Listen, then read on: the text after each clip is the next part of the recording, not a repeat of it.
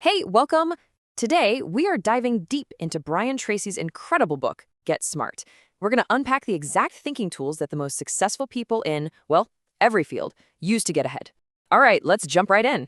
So the book kicks off with a statistic that is, honestly, it's pretty mind-bending. Brain experts estimate that the average person uses only about 2% of their total mental potential. That's it. Just 2%. So you have to ask, right? What in the world are we doing with the other 98%? It's like you've got this supercomputer sitting on your shoulders, but you're only using it as a basic calculator. But here's the good news. Getting access to all that power isn't about getting a new brain. It's about learning how to use the one you've already got. Right here. This is the core idea of the entire book. It's a quote Tracy builds everything on. And what he's saying is, if you want to change your outer world, your health, your bank account, your relationships, it all has to start by changing your inner world. You have got to change the way you think first.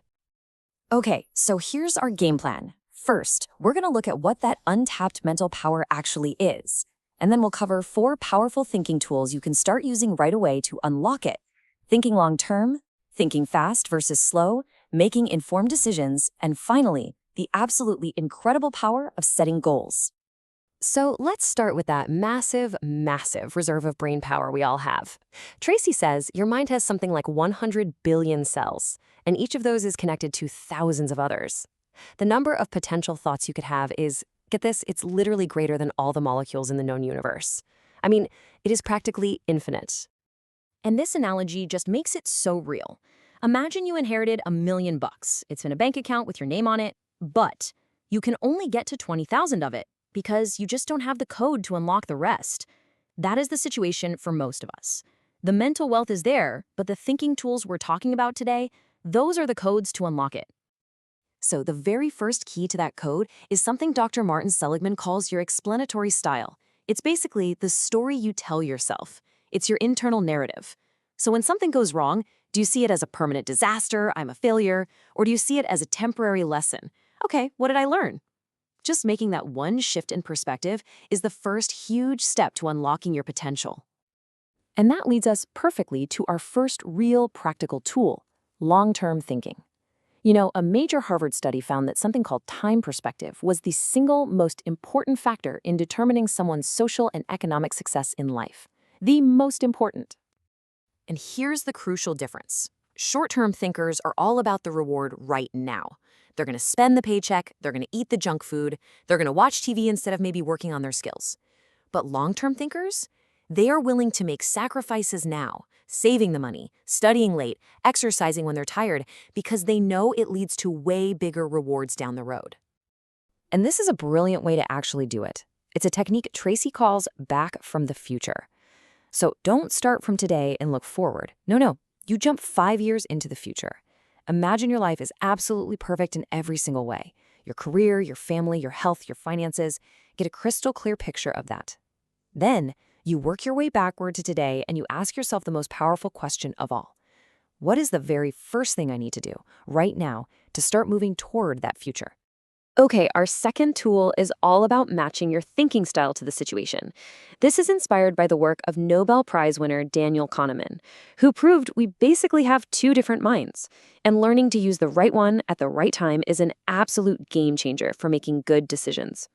So you've got these 2 modes. Fast thinking is your gut instinct. It's great for driving in traffic or picking what you want for lunch. Slow thinking, though, is deliberate, logical, and it takes real energy. Now, Tracy points out that the biggest mistake people make is using that fast emotional thinking for slow, high-stakes decisions, like choosing a career or a business partner or who you're going to marry. So, how do you force yourself to think slowly, especially when you're facing a big decision? Well, you use a framework. And this is the GOSPA model. It forces you to break down a huge decision into smaller parts. What are your goals, your objectives, your strategies, your priorities, and your actions? It's a step-by-step process that stops you from making a rash decision that you're going to regret later.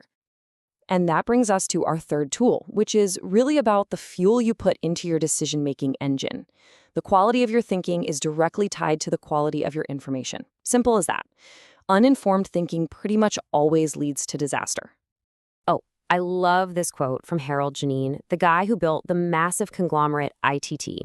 He knew that success in business isn't built on what you hope is true, it's built on what you can prove is true. You've got to do your homework. Due diligence is everything. So here's the key. You have to fight your own biases.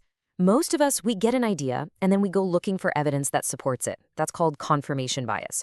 Tracy says, do the exact opposite. Be a scientist. Create a hypothesis, like this new product is going to be a huge success, and then do everything in your power to prove it wrong. Try to poke holes in it. If you can't, then you might just have a winner on your hands.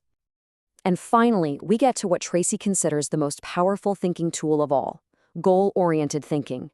He describes having clear goals as being like a mental GPS system. You just program in your destination, and your subconscious mind works 24/7 to get you there, making all these little course corrections along the way.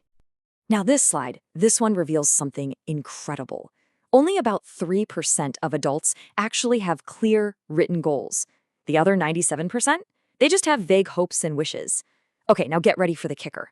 Study after study has found that the 3% with written goals end up earning, on average, 10 times more than the other 97% combined.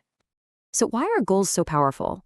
Well, because the very act of setting them forces you to develop what he calls the big three of high performance: clarity on exactly what you want, focus on your most important tasks, and the concentration to see them all the way through to the end.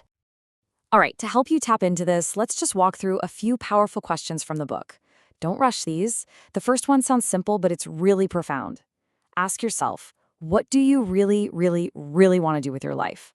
Tracy says you have to ask it 3 times, because that first really is usually what you think you should want.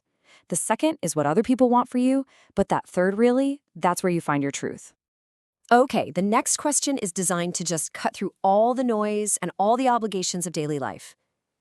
Imagine you just found out you only have 6 months left to live, but you'll be perfectly healthy right up until the end.